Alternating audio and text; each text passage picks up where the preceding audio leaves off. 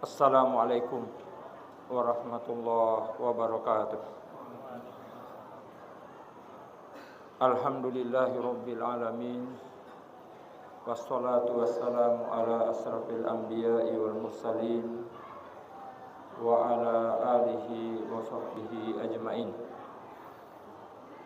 Amma ba'd. Bapak-bapak, ibu-ibu, hadirin hadirat yang sama dirahmati Allah Subhanahu wa taala. Pada kesempatan siang ini sesungguhnya saya juga cukup tergelitik untuk ikut memberi komentar terkait beberapa fenomena kejadian dalam beberapa hari terakhir yang kemudian menjadi perhatian publik, khususnya di Indonesia ini. Katakanlah diantaranya apa yang terjadi 10 hari yang silam, tepatnya di Lebak Bulus, di mana seorang anak dengan kejam membunuh bapak kandungnya sendiri beserta neneknya, bahkan termasuk dia telah melakukan hal yang sama kepada ibu kandungnya. Syukur sang ibu masih sempat memiliki tenaga yang sisa saat sudah terluka parah, melompat ke halaman rumah sebelahnya dan membuat dia selamat. Tragisnya, anak ini yang merupakan pelaku baru berusia 14 tahun, yang sekilas rasanya sangat sulit untuk diterima oleh akal sehat. Apa iya ada seorang anak di usia yang semuda itu, setega itu dengan cara yang sangat sadis membunuh ayah kandung dan neneknya sendiri. Terlepas dari latar belakang dan motif yang menjadi pemicunya, yang pasti ini adalah fenomena yang membuat kita semua menjadi miris karenanya. Kejadian yang kedua yang sangat viral, sebab begitu banyak orang yang kemudian memberikan komentar, khususnya di kalangan para tokoh, di mana seorang dai kondang terkhilaf mengolok-olok seorang bapak pejuang rezeki halal, begitu gelar yang disematkan kemudian, yang profesinya penjual es teh. Awalnya banyak orang yang miris,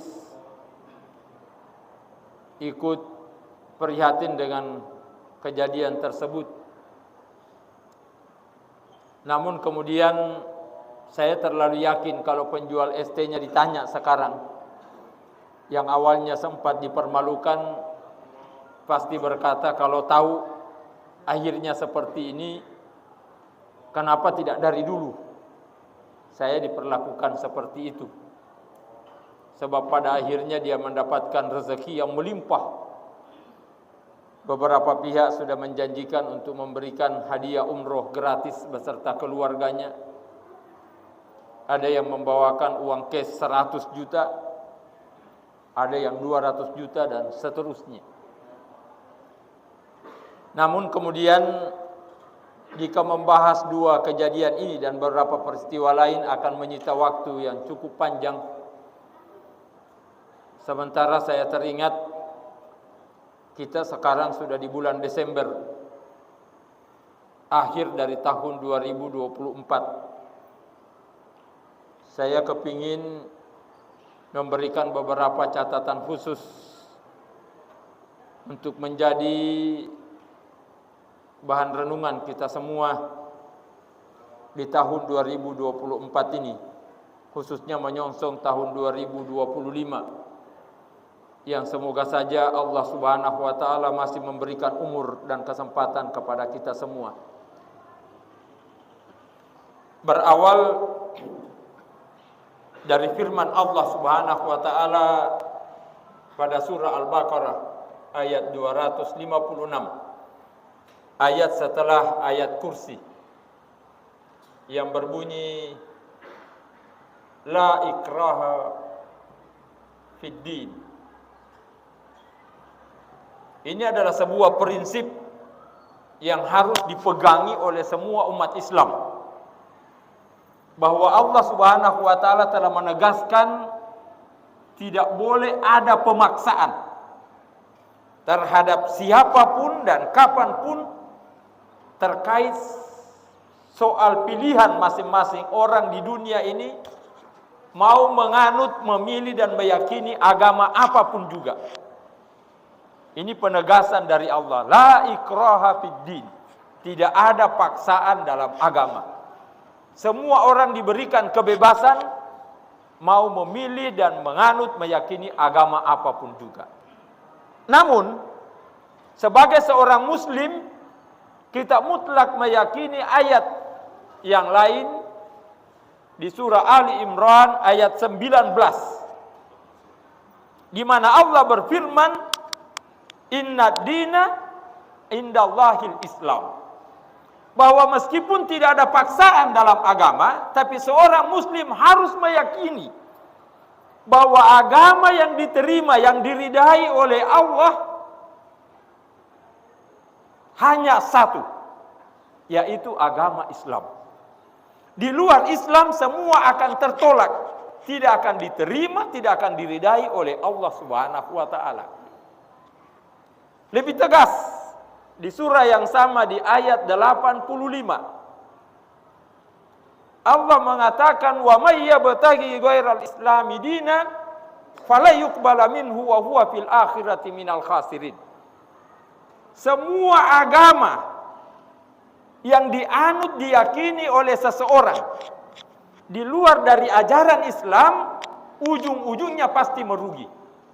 Sebab kenapa? Sebaik apapun dia, sebanyak apapun jasanya, karyanya yang memang dibutuhkan oleh orang lain, semua orang memberikan kesaksian kalau dia adalah orang baik, orang dermawan yang sering membantu, peran dan kontribusinya dirasakan oleh banyak orang. Tapi kalau dia bukan seorang muslim, Allah tegaskan, fala yuqbala minhu, semua amal baiknya akan tertolak di akhirat nanti. Ujungnya dia akan merugi.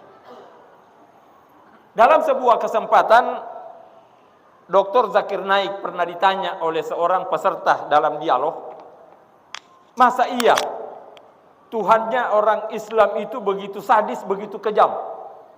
Masa tidak menghargai, memberikan respon positif kepada orang-orang yang sudah berbuat baik, berjasa begitu banyak di dunia ini? Di mana letak keadilannya? Tuhannya orang Islam. Dr. Zakir Naik memberikan analogi yang sangat menarik. Beliau menceritakan kalau ada seorang yang aktif datang di sebuah universitas, ikut kuliah, setiap dosen datang dia tidak pernah terlambat dan tidak pernah pulang duluan, aktif mengikuti setiap materi kuliah, dan kalau ada tugas yang diberikan dia selalu menjawab dengan benar, bahkan hasilnya melebihi mahasiswa di atas standar rata-rata. Tapi kemudian setelah ujian akhir ada wisuda, pemberian ijazah, kemudian pihak universitas tidak memberikan ijazah kepada salah satu mahasiswa yang aktif ikut kuliah itu. Apakah pihak universitas ini bertindak adil atau zalim? Ya, semua orang berkata itu zalim, sebab dia aktif ikut kuliah, menjawab setiap tugas, memberi respon setiap amanah. Masalahnya, kenapa kemudian tidak diikutkan wisuda apalagi diberikan ijazah? Karena memang sejak awal mahasiswa yang dimaksudkan tidak terdaftar sebagai mahasiswa di perguruan tinggi itu. Maka serajin apapun dan secerdas apapun dia, tidak akan mungkin ikut wisuda dan mendapatkan ijazah. Memang sejak awal tidak terdaftar sebagai mahasiswa di perguruan tinggi itu. Nah, begitulah gambarannya ayat ini. Kalau orang tidak menjadikan Islam dari awal agamanya, maka semua yang dia lakukan pada akhirnya akan merugi di akhirat. Terlepas kalau di dunia ada respon, ada hal positif yang dia dapatkan, itu ganjaran hanya di dunia. Di akhirat semua akan merugi. Lebih jauh, oleh Allah di surah At-Taubah ayat 113, bukan sekedar non-muslim itu akan merugi di akhirat, sampai ke tingkat di ayat ini dikatakan maka nali nabiyin wallazina amanu ayyastaghfiru lil musyrikin walau kanu ulil kurba. Ada orang di akhirat yang oleh Allah melarang para nabi dan semua orang beriman untuk mendoakan orang yang mati dalam keadaan musyrik, walau kanu ulil kurba, sekalipun keluarga dekatnya, mim ba'di ma tabayyana lahum annahum ashabul jahim. Nah, ini perlu menjadi perhatian kita semua. Tidak kemudian setiap ada orang minta didoakan, khususnya keselamatan, lebih-lebih kalau sudah meninggal dunia. Kalau ternyata dia masuk kategori dalam ayat ini, Allah katakan haram untuk didoakan orang yang seperti itu. Jadi bukan sekadar tidak diterima, malah dilarang keras. Itu bisa berdosa jatuhnya mendoakan orang yang memang sudah pasti masuk neraka jahanam. Satu-satunya yang ditoleransi oleh Allah itu di ayat 114 hanya Nabi Ibrahim, karena sudah terlanjur berjanji untuk mendoakan bapaknya, kemudian dia mendoakan, itu ditolerir oleh Allah hanya sekali.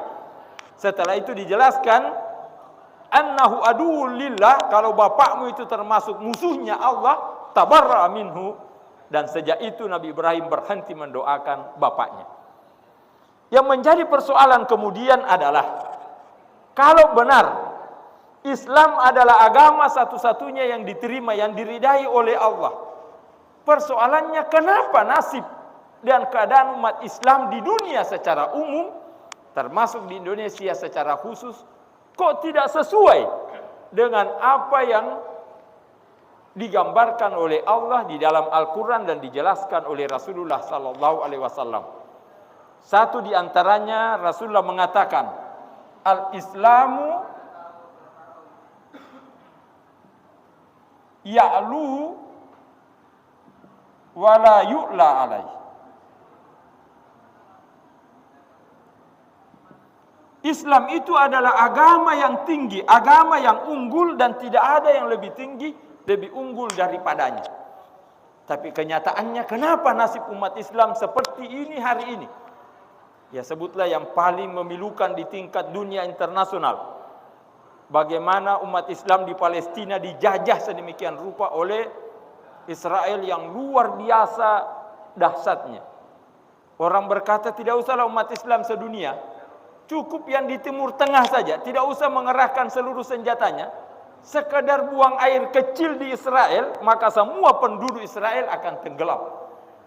Tapi kemudian umat Islam tidak bisa berbuat apa-apa. Yang lebih tragis, berapa minggu yang lalu saya mendapat telepon dari salah seorang pengurus Ikatan Alumni ITB. Kebetulan dia seorang manajer perusahaan cukup besar di salah satu provinsi bagian timur. Sebab dia sementara mengusung salah seorang kandidat muslim dalam pemilu kada.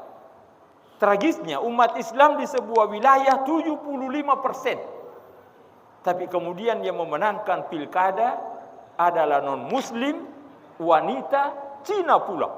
Ini luar biasa tragisnya. Padahal di daerah itu umat Islam, pernah ada masjid saya datangi dibantai beberapa tahun yang lalu. Masjidnya dibakar dengan ratusan umat Islam yang ada di dalamnya. Ini pengalaman yang sangat traumatik sesungguhnya, tapi hanya dalam waktu singkat kemudian umat Islam bisa dipecundangi seperti itu.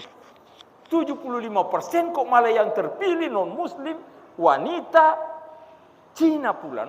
Ini luar biasa dahsyatnya. Sangat kontras dengan apa yang digambarkan oleh Allah dan Rasulullah dalam ayat ini. Sebenarnya penyebabnya Allah jelaskan di surah Al-Baqarah ayat 85. Dan inilah yang menjadi masalah kita semua sesungguhnya. Bahwa pemicu umat Islam yang dalam ayat digambarkan akan terhina di dunia dan mendapatkan azab di akhirat, itu dijelaskan dalam ayat ini adalah akibat karena umat Islam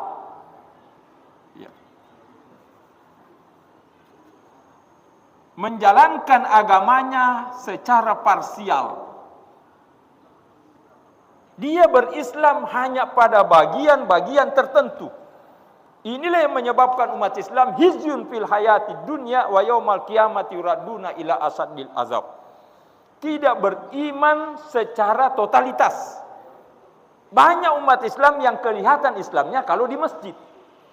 Tapi giliran di rumah, di kantor, di tempat usaha dan di tempat-tempat lain nyaris tidak kelihatan kalau dia sebagai seorang muslim. Ya, salah satu pemandangan yang miris, kita seringkali menyaksikan umat Islam disuruh bahkan dipaksa tetap bertahan tidak mau memakan babi karena dia tahu babi itu haram, termasuk minum khamar. Itu umat Islam umumnya yang masih waras akan menolak itu. Tapi giliran di kantor, dia tahu ini tidak boleh ditandatangani sebab ini bagian dari korupsi. Ini haram. Tapi tetap saja ditandatangani dan diterima uangnya. Ya apa bedanya? Makan babi, minuman khamar yang haram, korupsi juga haram.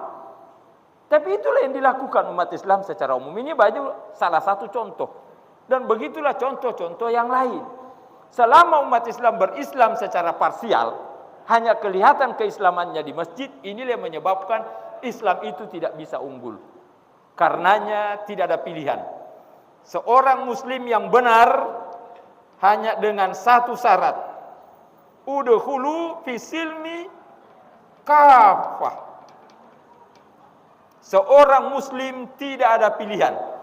Begitu menyatakan dirinya sebagai seorang muslim, maka dia harus menerima dan melaksanakan ajaran Islam secara totalitas tanpa kecuali. Hanya dengan cara ini barulah kemudian kita bisa membuktikan Islam itu agama yang mulia, yang agung, tidak ada lebih mulia, lebih agung daripadanya. Cuma memang ini butuh waktu, butuh proses. Tidak seketika bisa sampai ke situ. Rasulullah saja butuh 23 tahun lamanya.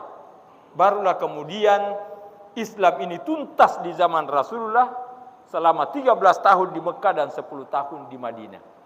Cuma yang menjadi pertanyaan kita sekarang, apakah selama ini kita berislam memproses menuju Islam kafah itu atau tidak? Kalau itu berproses, kita sudah berada di tahapan mana? Beberapa waktu ke depan 2024 akan berlalu. Apakah kita sudah bisa mengukur bahwa tahapan keislaman kita sudah sampai di sini? Dan insya Allah selanjutnya akan menuju tahapan berikutnya. Nyaris itu tidak pernah menjadi perhatian, apalagi program serius. Saya khawatir kalau kita dimaksudkan oleh Allah sebagaimana surah Al-Baqarah ayat 85 itu. orang-orang yang nantinya terhina di dunia, na'udzubillah jika mendapatkan azab di akhirat. Semoga kita termasuk orang-orang yang masih diberi waktu, diberi hidayah, petunjuk, bimbingan dari Allah Subhanahu wa taala, termasuk orang-orang yang paham dan mau mengikuti ajaran Islam ini secara kafah, secara totalitas, yang pada gilirannya kita akan buktikan bahwa ajaran Islam memang mengantarkan kita bahagia di dunia, lebih utama selamat di hari akhirat nantinya. Akhirul kalam, lebih kurangnya kami mohon maaf. Hadanallah wa iyyakum ajmain. Wabillahi taufik wal hidayah. Wassalamualaikum warahmatullahi wabarakatuh.